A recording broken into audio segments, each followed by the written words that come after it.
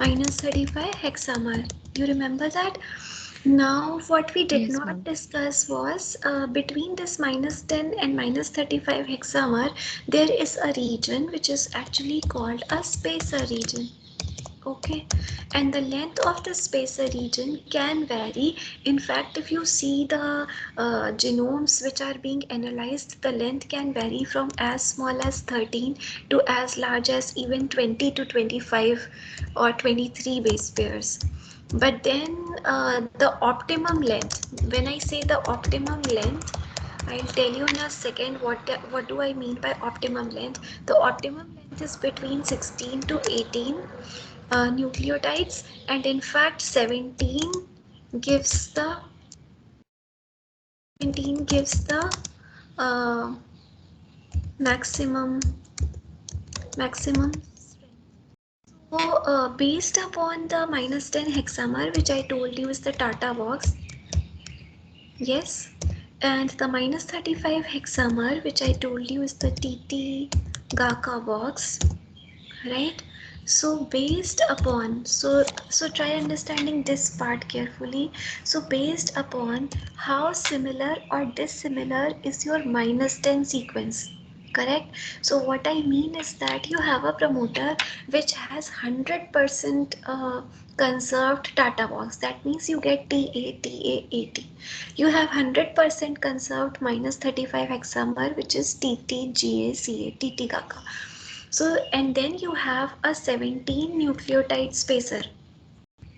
So then such promoters are the strongest promoters. So based upon the number of transcripts, right, based upon the number of RNA, mRNA that can be produced, which are actually called transcripts. So based upon the number of transcripts, the the promoter can be classified as strong promoter, or it can be classified as weak promoter. So strong promoters structurally are the ones which have the optimal spacer of 17 base pair and conserved hexamers. So these are usually considered strong. Weak promoters, for example, when the spacer region is 13 base pair, or when the spacer region is, for example, 22 base pairs, so then you see that the spacer region is either too small or too large. Likewise, any deviation from the consensus sequence, for example, if it is TA, TA, and let's say if the sequence instead of T, if it's GA, and let's say CA, so then you see that there are two variations. You can have three variations as well. You can have four variations as well. So such promoters which are having such a consensus are not strong promoters. So these are grouped under weak promoters, and the strength of the promoter is determined by the number of transcripts. Number of transcripts, like number of mRNA that is made, it can be easily performed by it can be easily analyzed by northern blotting, because you remember I told you that southern blotting is for hybridizing DNA and northern is for RNA. So you can actually perform northern blotting and see the difference between the intensities of the weak promoter. So you will have less number of RNAs, and when you have strong promoter, you have more number of RNAs. But these days instead of northern blotting, an easier method is being used, which is called RT-PCR. But I'll not be discussing RT-PCR in detail. You will learn it in the later courses. The basis is that in RT-PCR, the mRNA is converted into cDNA by reverse transcriptase, and then cDNA is actually, the amount of cDNA can be actually analyzed by the PCR, but then this has fluorescence and therefore it can be monitored in real time. So, but then you will be learning this in the later classes. So now Ashi's question. So when we talk about what is upstream and what is downstream, so class, as I told you that the length of the promoter can be as small as, for example, 70 base pairs to as long as, let's say, 200 or 250 base pairs. So in this case, what we also have at times, in the promoter, we also have certain regulatory sequences and certain sequences which are called as upstream sequences, onto which transcription factors, which are actually regulatory proteins, bind. There are certain other proteins called enhancers which can also bind for enhancing the transcription. There are certain other transcription factors like activators or repressors. They also can bind either to the upstream sequences or to certain other sequences which are called as operator. So operator region is the sequence onto which transcription factors bind, and the operator can be part of the promoter, but sometimes it is part of the UTR, and sometimes operator is also present internal to the gene sequence. So let us see how do we decide whether it is upstream or downstream. So when you have ATG as the initiation codon, and then you have codon. So any sequence which is present upstream to ATG, that means which is present before ATG, whether it is in the context of circular chromosome or circular plasmid, or whether it is in the context of linear fragment, any sequence which is upstream to ATG will be grouped under a promoter. And upstream to ATG you will have, let's say, up to 6 to 7 base pairs upstream. You will have the +1, and then for example you will have a -10, and then you will have a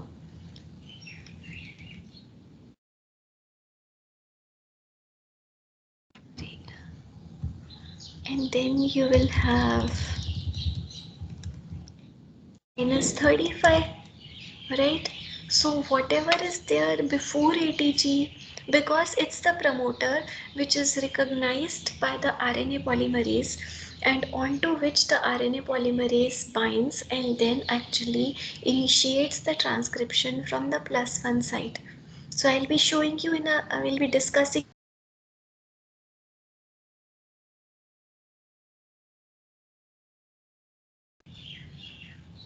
she. Ma'am, your voice is breaking just a bit. Huh? Yes, Ma'am, your ma'am. voice is Your breaking. voice is breaking. My voice is breaking. Oh, so you people did not follow? No, ma'am, we could hear you. You were just about to say that I'll be discussing or I'll be showing something, and there we couldn't hear you. Okay, okay. No, I was saying, so this upstream, downstream, is it clear? Yes, ma'am, it is clear. Okay. Yes, ma'am. So let's see the structure of the promoter in the context of the double-stranded DNA. So in the figure, what you see is the promoter. The other important point I wanted to show you over here is that promoter can be present in the sense strand as well as in the antisense strand. One thing, because you can have genes which are transcribed in the sense strand, you have genes which can be transcribed in the antisense strand, like we saw in the case of regulation of plasmids. P2 was in the sense strand and P1 was in the antisense strand. You remember that? So promoters can be present in both sense and antisense strand. Okay, so when it is in the sense strand, then the top strand is called as coding strand or sense strand, and the bottom strand is actually called the template strand. So the nomenclature template strand is used because in this case the bottom strand is used as a template for the synthesis of RNA by the RNA polymerase.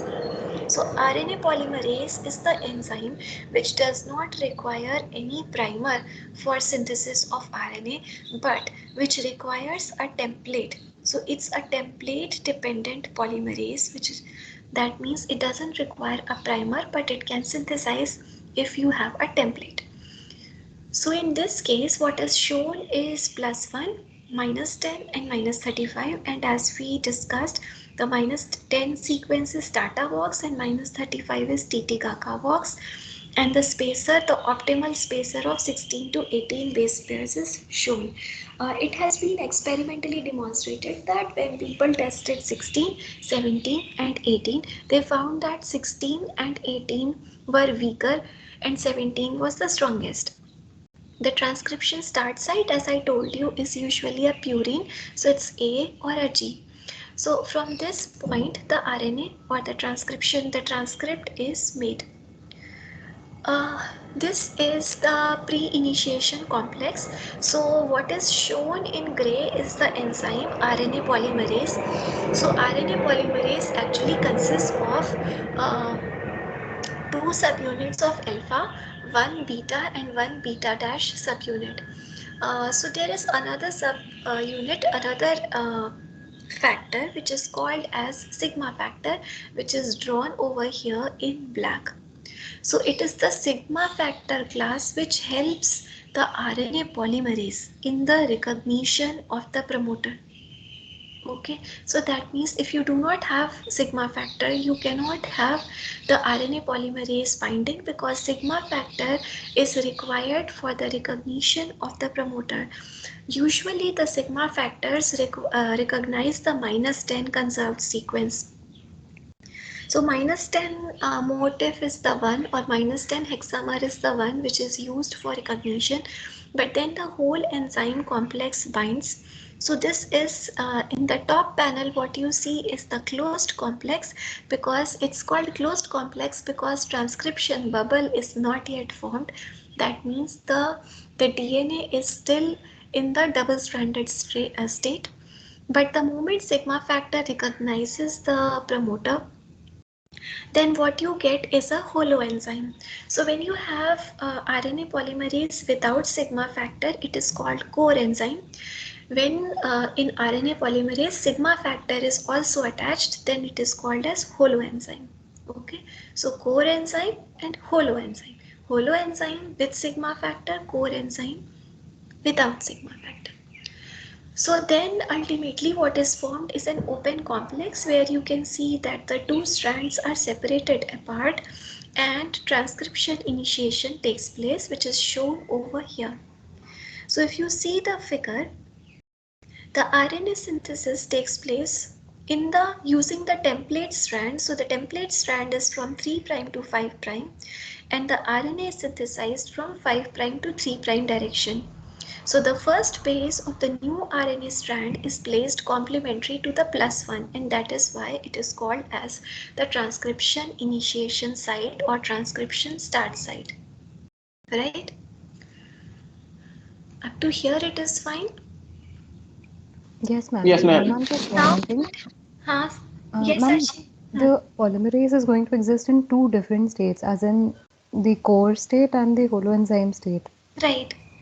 So, ma'am, how would this happen? As in, how would the subunit be removed from it?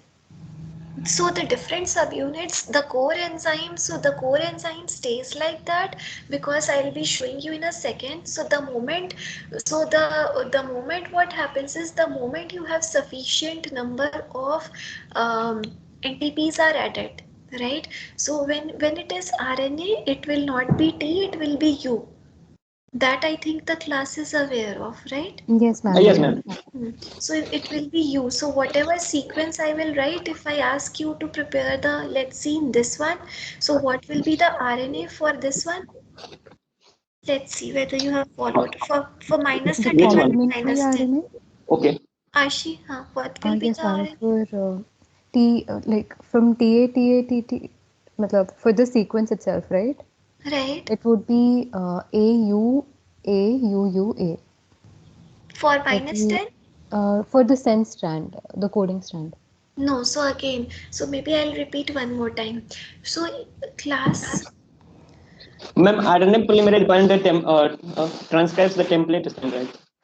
Right. Yes. So class, what is important to see over here is that in the double-stranded DNA, it is the template strand which is used for, which is used as synthesis, and the RNA that is synthesized is complementary to the template strand. Okay.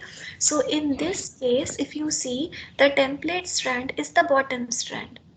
which is from 3 prime to 5 prime. So few important points that you need to remember. Point number 1, RNA polymerase recognizes the -10 sequence but spans the entire -10 to -35, but it is the sigma factor which recognizes the -10. Okay. Point number 2, the RNA polymerase carries the synthesis always and always from 5 prime to 3 prime direction. Always. It never synthesizes in opposite direction. Always from 5 prime to 3 prime. When we are synthesizing RNA, instead of T's, you will have to have U's. Point number 4, the RNA can be synthesized, it always uses the template strand, and then the RNA that is synthesized is complementary to the template strand. Okay. After the sigma factor recognizes the -10 sequence and you have the RNA synthesis beginning from +1, then after about 10 nucleotides which are incorporated, the sigma factor leaves, and then the transcription, the second stage is transcription elongation, which begins. Okay, so let me see, I think Deepak is there. Deepak, would you like to try? So what will be the RNA? Arshi, what will be the RNA for -35? And what will be the RNA, Deepak, for -10 now?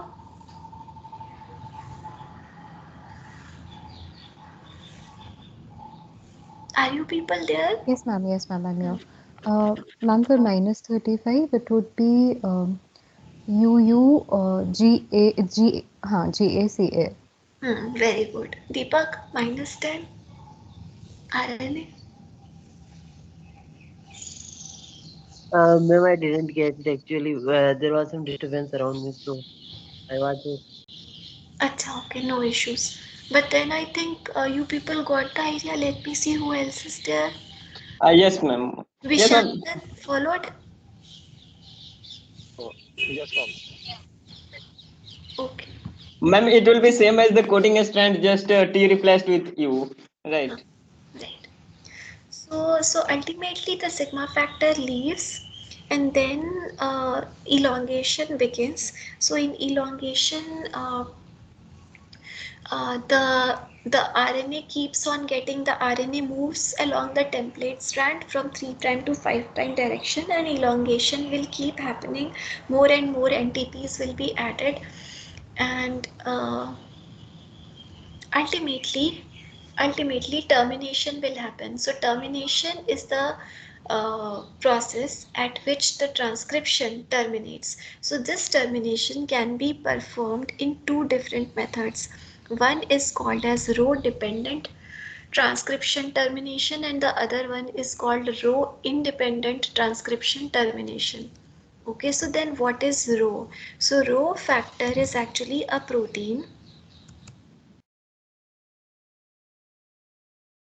responsible for termination. So row factor actually recognizes a site which is called as, it recognizes a site of 7 to 80 nucleotides in length, and this site is called RUT, RUT, RUT, and RUT is actually row utilization site. So row factor binds and it causes destabilization of the RNA DNA hybrid, and then the RNA polymerase dissociates. So this is what is called as row dependent uh, transcription termination. So where the transcription is terminated with the help of a protein which is called row factor, which actually binds and actually destabilizes the RNA DNA hybrid. So RNA DNA hybrid is what is happening over here. This is the RNA DNA hybrid. So the moment the row factor binds to the RNA, the sites are called as row utilization, and then over here the RNA DNA hybrid gets destabilized, and then the transcript is dissociated. So the point is that when you have this row utilization sites or RUT sites, so these are these are not present at the termination points. These Rho utilization sites, they can be present on the RNA, and the moment the protein binds, it simply destabilizes. So what I am trying to tell you is that there is no sequence, there is no specific sequence downstream to the stop codon. Followed? On the other hand, when we talk about Rho independent transcription termination, so this does not require a Rho factor, but in this case there is a unique sequence.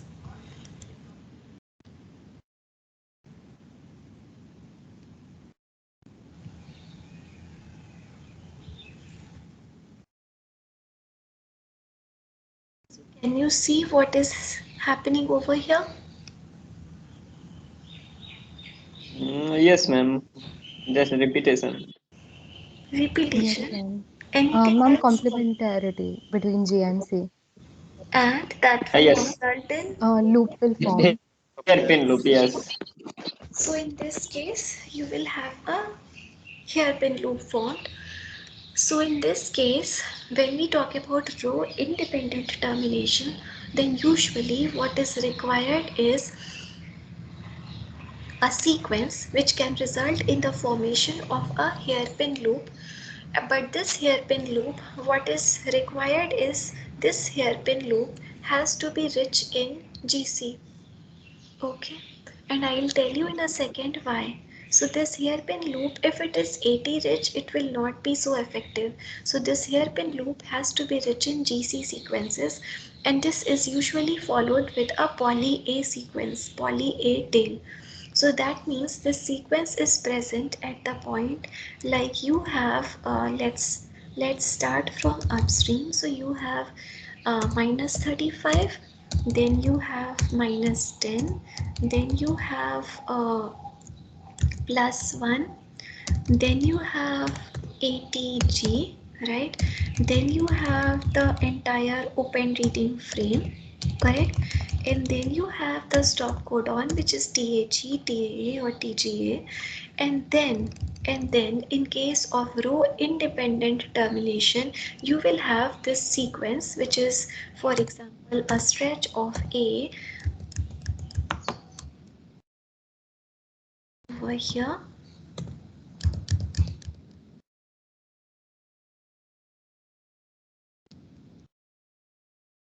Then you will have, let's say, another G, and then something like this. Followed? So what is there upstream to ATG is the promoter, and what is there downstream to TAG is the transcriptional terminator. Followed? Yes, ma'am. Yes, ma'am.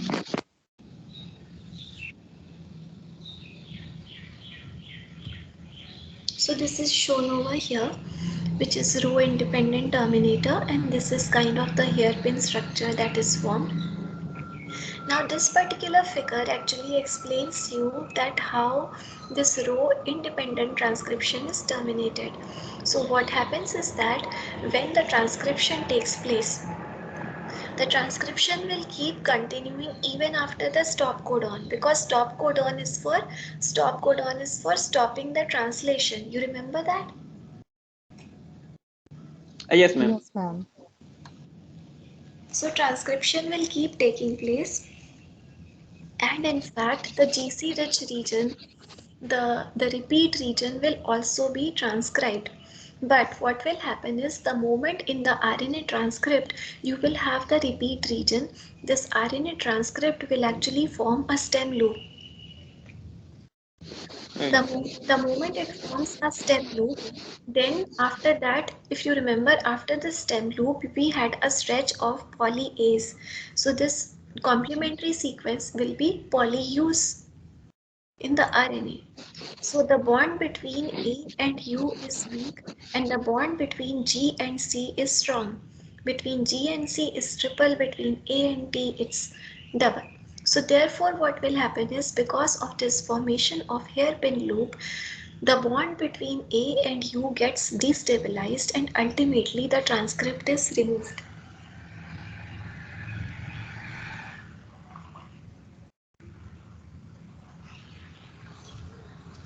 Followed? Yes, ma'am. Okay. Yes, ma'am. Yes, ma'am. Okay, so this is what is, so these transcription terminator sequences are very easy to visualize. So whenever you are given a sequence class, you can quickly see whether, point number one, whether there is an open reading frame, you are going to see ATG, and then you can see the genetic codon is always triplet. So you can see, you can identify what is called as an open reading frame. So usually for prokaryotes it is ATG, but at times it is GTG also, but majority of the time it is ATG. And then what you are going to see is the +1 transcription start site. You are going to see -10. You can analyze -35. You can analyze the row independent transcription termination if you see such a stem loop followed by poly A tail. So hopefully class you can analyze this from the sequence, right? Yes, ma'am. Yes, ma'am. So that finishes the transcription part, and let's start the translation process. So this is again our textbook knowledge, so I will quickly go over it, and we will discuss the regulation of transcription and translation together in the section on gene regulation in prokaryotes. So when we talk about translation class, what is required is the ribosomes, right? Yes, ma'am. Have you studied this class before, the process of translation? Yes, ma'am. Just a bit, nothing more. Ma'am, not in depth. Not in depth, yeah. Not in depth. Okay, so you require ribosomes, but what is important to, again I'll draw your attention to the sequence. So when we talk about translation, then the protein, actually is protein synthesis takes place. But then for the protein synthesis, so what we discussed earlier was, as per the central dogma, it is DNA, and from DNA we get RNA, and from RNA we get protein, correct? So that means for protein synthesis to take place, RNA is required. So that means the initiation codon has to be in the RNA sequence. That means you cannot have translational initiation at +1. This is transcriptional initiation, and the translational initiation is at ATG, correct? But then, but Yes, then, ma'am. but then how the ribosomes recognize the RNA. So for that, there is a sequence which is called as ribosome binding site, and this ribosome binding site is present in the 5' UTR.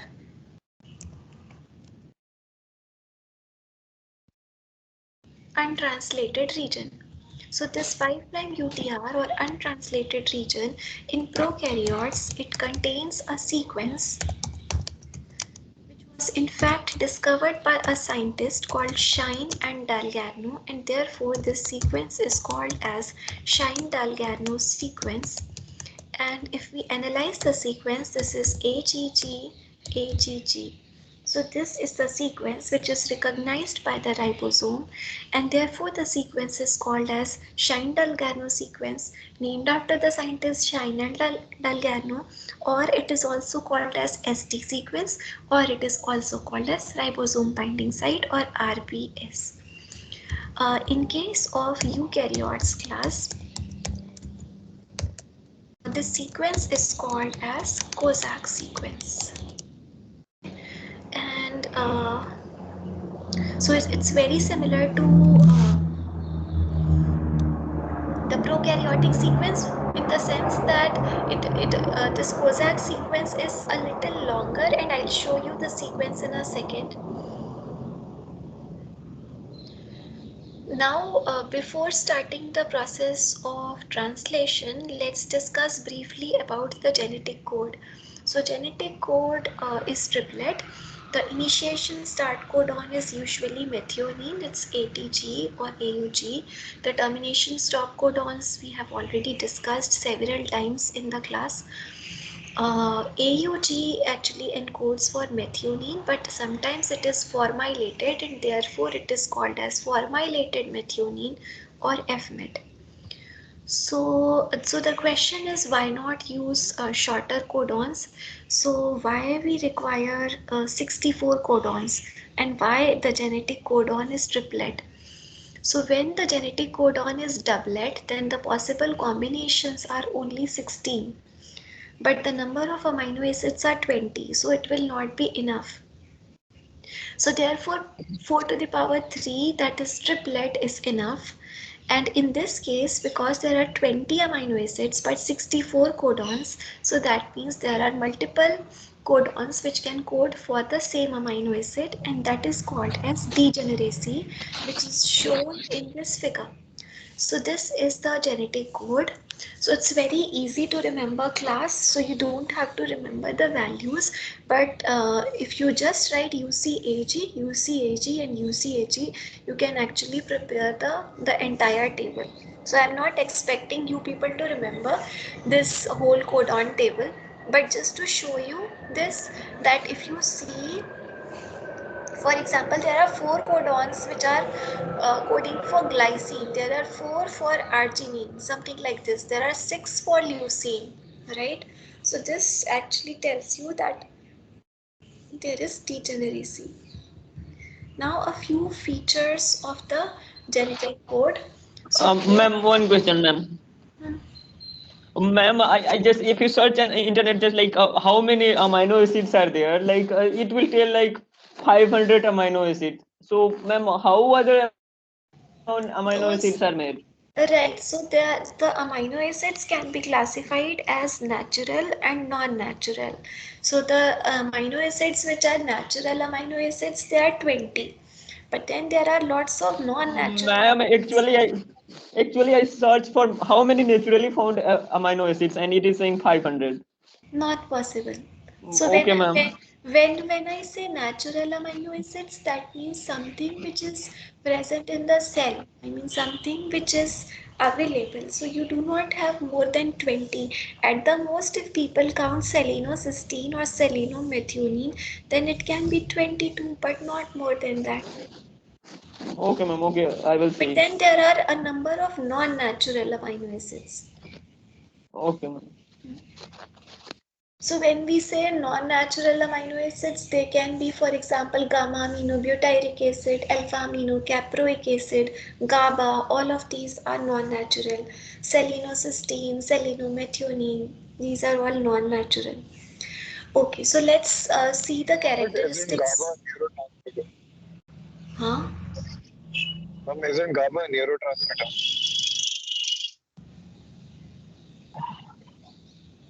Vishantan, I Ma'am could. is asking, isn't GABA a neurotransmitter? GABA is, yes, it is a neurotransmitter, but then it is grouped under the non-natural amino acids. Alpha aminocaproic acid also.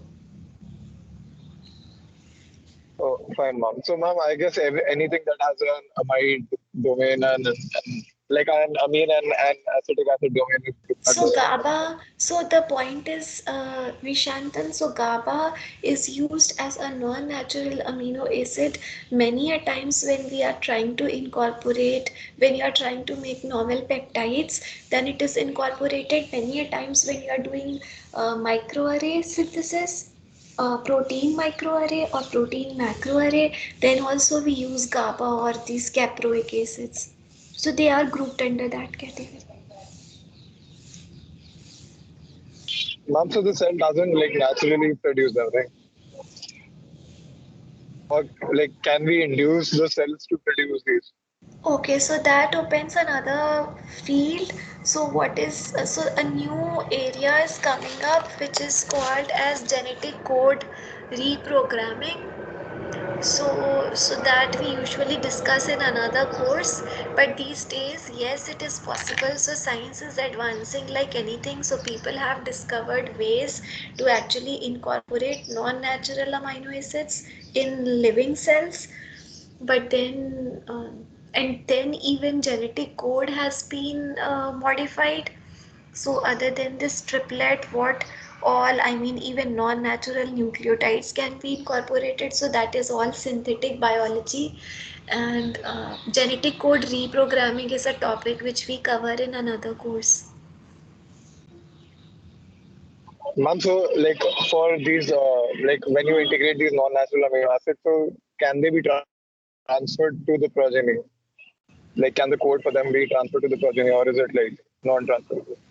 No, so it is like you can, I mean you will have to do, you will have to manipulate the entire process, and then you can it can be transferred, because unless and until it is transferred, it will not give you the product, right? So it Yes, can ma'am. be transferred, but then it is all done artificially. I mean, you are trying to incorporate non-natural amino acids, and then what you do is you play with the tRNAs, you use suppressor tRNAs, and then you incorporate. So there are ways to do it. Fine, ma'am. Okay, so then when we talk about the features of the genetic code, so the code is triplet. Uh, It is unambiguous, that means each 3 codon in mRNA specifies one amino acid. It is comma free, that means it is read continuously 3 bases at a time without skipping, that means without any gap or without skipping any bases. It is non-overlapping, that means it is read only and only once, and therefore it is called as a reading frame. The code is almost universal, that means in different organisms the codons usually have the same meaning with some exceptions. Code is degenerate, so 18 of 20 amino acids are coded by more than one codon. Methionine and tryptophan are the only exceptions. Many amino acids are so this I'll be explaining you in a second. Code has started stop signals. I have already explained you. Wobble occurs in the tRNA anticodon. So have you studied what is called as wobble hypothesis? Ma'am, No. perhaps I have not listened.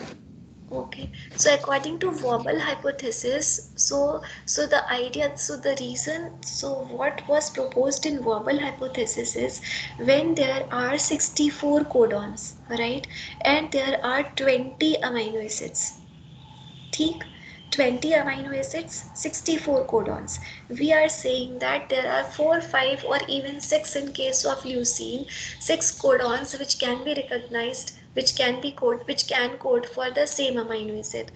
But then there are only 20 amino acids. So how is it possible? The cell has 20 tRNAs or 64 transfer RNAs.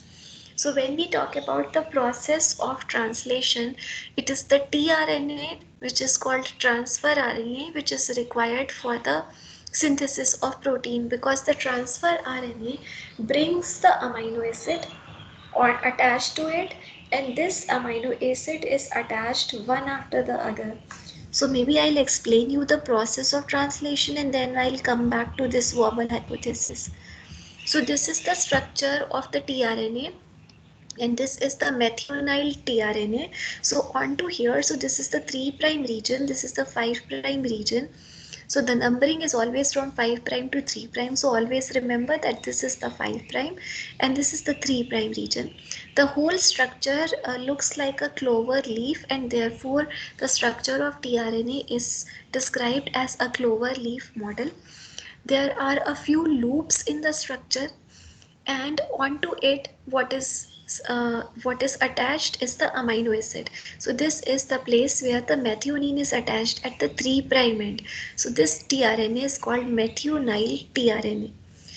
This particular loop has a sequence which is called as an anticodon loop. So it is called as anticodon because this anticodon can pair with the codon and help in the recognition of the codon. Are you getting my point? So that means for every codon class, so let's say if it is GGU, so then the corresponding anticodon will be what? CC class. A. Everybody CCA. following?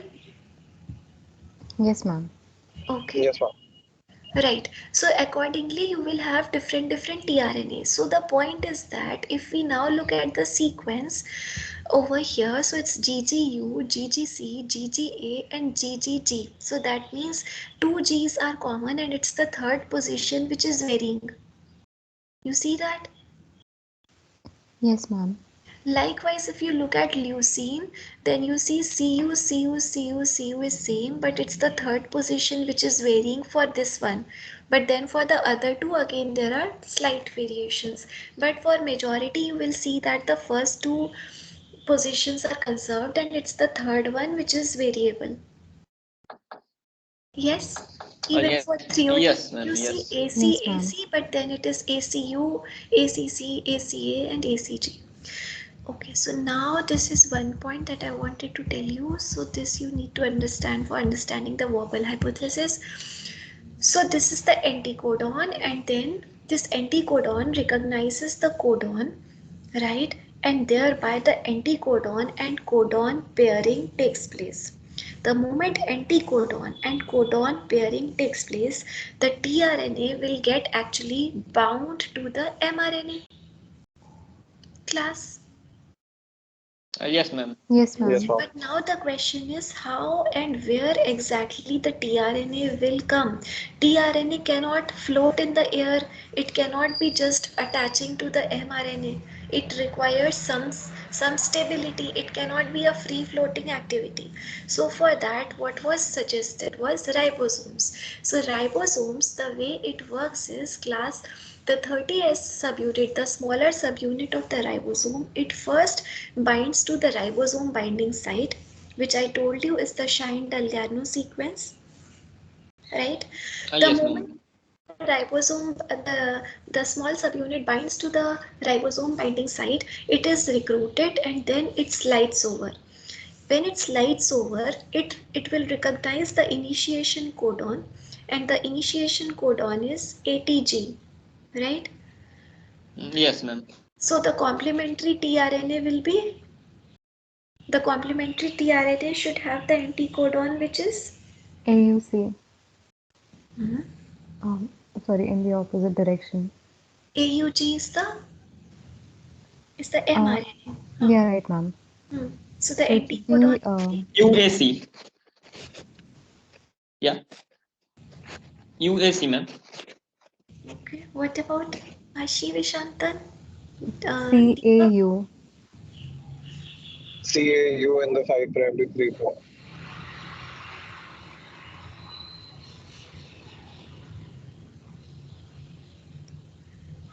Class, are you people there? Oh, ma'am. Yes. So tell Yes, me ma'am. what will be the anticodon? Ma'am, UAC in the 3' to 5' or CAU in the 5' to 3'. Okay, so 5 prime to 3 prime, I'll come in a second, but let's first see. Okay, UAC is the correct answer. So this directionality I'll show you in a second.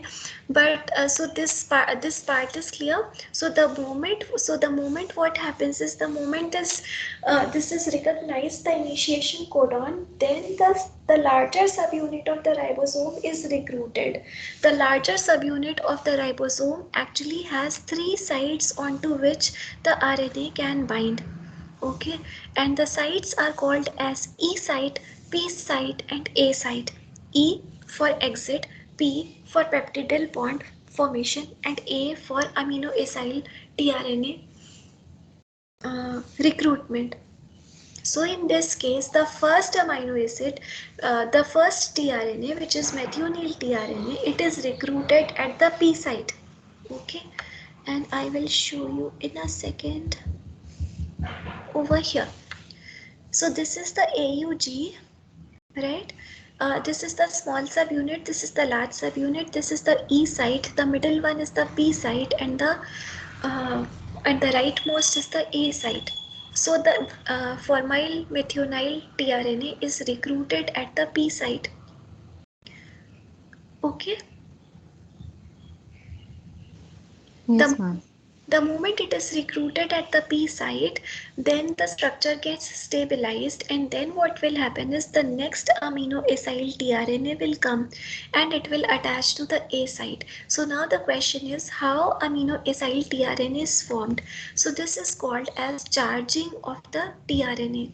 So charging of the tRNA is actually a process by which amino acids are linked to the correct tRNAs, and this process is catalyzed by an enzyme called amino acyl transfer RNA synthetase. This particular enzyme couples an amino acid to the tRNA, and this is achieved. So this is an energy requiring process, and it takes place in two steps. First step is activation of the amino acid, and second step is transfer of the amino acid to tRNA. So ultimately it is amino acid plus tRNA plus ATP, and finally you will have the amino acyl tRNA plus AMP formed. Okay. Yes, So ma'am. this is called as charging of tRNA. Okay. So when you have the first tRNA recruited, then the second charged tRNA will come and will bind to the A site. So this A site is for incoming tRNA. So this is amino acyl tRNA will come and will bind to the A site, which is called as elongation. So this amino acyl tRNA, for example, in this case, it is having arginine. It will come to the A site. The anticodon of the amino acyl tRNA, the arginyl tRNA, this anticodon will pair with the codon, and ultimately what will happen is it will come in close proximity. A peptide bond will be formed. The moment the peptide bond will be formed, the peptide chain will be recruited here, and this tRNA is now free. Then this tRNA will now move to the exit site, because from the exit site it can exit, and then the next amino acyl tRNA would come.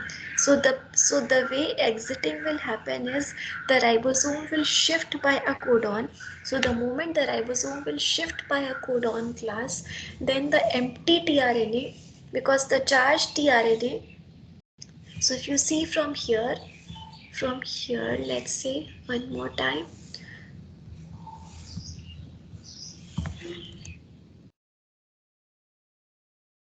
So here you have the methionine tRNA. At the A site, the amino acyl tRNA will come, which is shown over here. Then you will have the peptide bond formation, and then this whole polypeptide chain will move to the tRNA, the new tRNA which has come, so that the first tRNA gets actually empty, it becomes empty, it becomes uncharged. The ribosome now moves by a codon, so that this one will now move to the E site, which is shown over here, and then because it moves to the E site, this will move to E site, this will come to P site, correct? Yes, Because ma'am. the Yes, ribosome ma'am. has moved by a codon, so this will move to the E site. The tRNA which is carrying the polypeptide chain will come to the P site, and the A site is now again empty. So onto the A site, the new incoming amino acyl tRNA will come, and again when the new amino acyl tRNA will come, this will come to the A site, again peptide bond will be formed. The peptide chain will get transferred to this tRNA now. This tRNA will again become free. The ribosome will again move by a codon, as a result of which the empty tRNA would exit.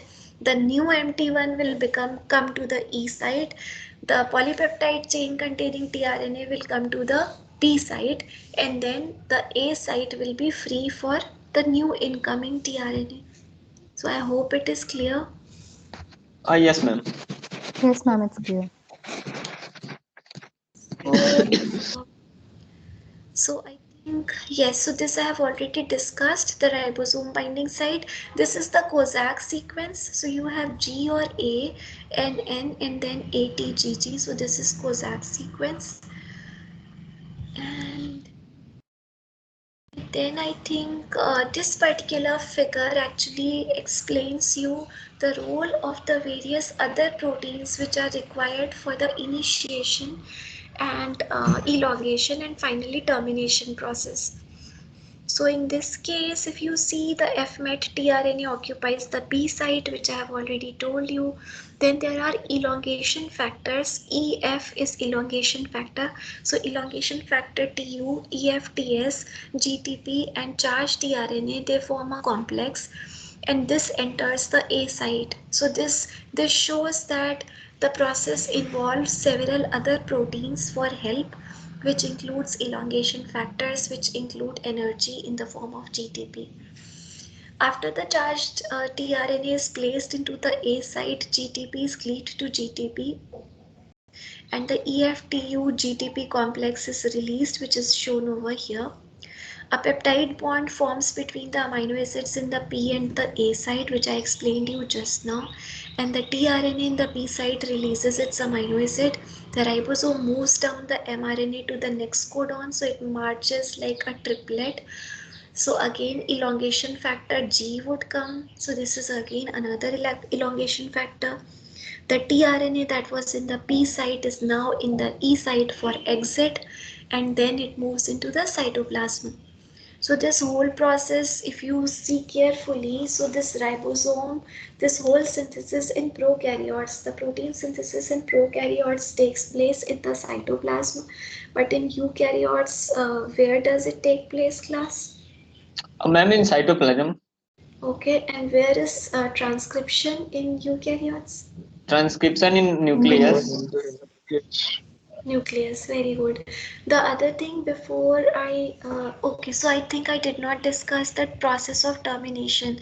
So we discussed that the elongation will keep continuing, and then the stop codon will come, then there are proteins called release factors. There are three types of release factors: RF1, RF2 and RF3.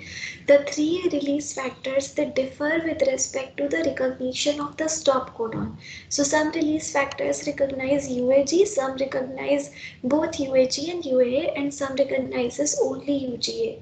So there are thus three types of release factors. So the moment the stop codon would come, then instead of the tRNA, the release factor would come, and it will bind to the stop codon, and then it will catalyze the hydrolysis of the peptide chain, and the peptide chain is actually released from the ribosome.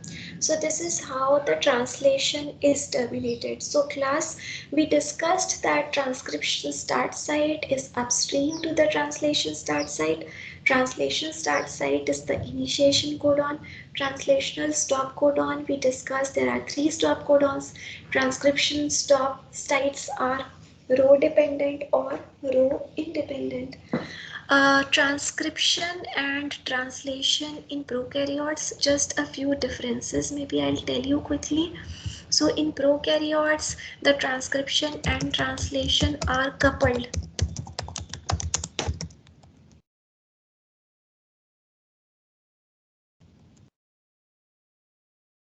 So when we say transcription and translation are coupled in prokaryotes, what I mean is that the transcription is going on and transcription is not over, and at the same time translation will initiate.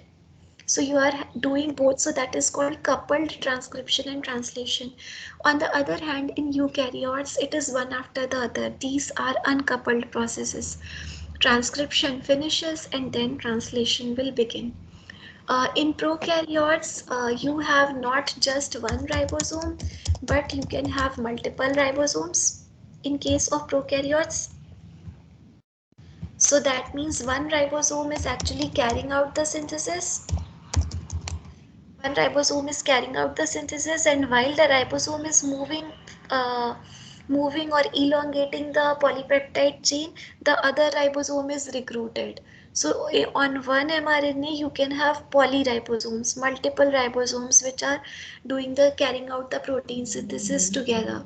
So this is called as, this is in prokaryotes, whereas in eukaryotes you have only one ribosome. So it's monoribosome in eukaryotes, multiple or polyribosomes in prokaryotes. Transcription and translation are uncoupled in eukaryotes, Transcription and translation are coupled in prokaryotes. Transcription and translation are separated apart in eukaryotes.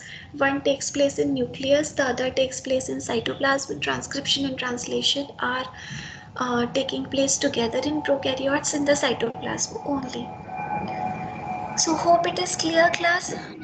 Yes, ma'am, it is The clear. other thing is, in case of eukaryotes, after the translation, you can have post-translational modifications which can actually affect folding, which can help the protein to be targeted to different cell compartments. You can add sugar chains or lipids, for example, hydroxylation, amylation, glycosylation, etc. So before I finish this part, let's quickly see the role of antibiotics. There are a few antibiotics which actually inhibit protein synthesis. So I just want to show you 3 examples and just to show you which process they affect in protein synthesis. So for example, chloramphenicol is one of the antibiotic you will be using in your labs as well. So chloramphenicol, it binds to the 50S portion. Ma'am, one question, ma'am. Ma'am, antibiotics are just like bacteria and different kinds of organisms, or antibiotics are chemicals. Antibiotics are chemicals. Okay, ma'am, thank you. So for example, these are chemicals like chloramphenicol, it binds to 50S portion and inhibits formation of peptide bond. Tetracycline actually interferes with the attachment of tRNA to mRNA ribosome complex, and streptomycin changes the shape of 30S portion, causing the code on mRNA to be read incorrectly. So this is how these antibiotics work. Another class of antibiotics, for example, puromycin. So puromycin is a structural analog of tyrosyl tRNA. So what happens is that it structurally resembles the clover leaf structure of tRNA, and particularly the tyrosyl tRNA. So whenever the in place of tyrosyl tRNA, the puromycin will get incorporated and then the protein synthesis will be terminated.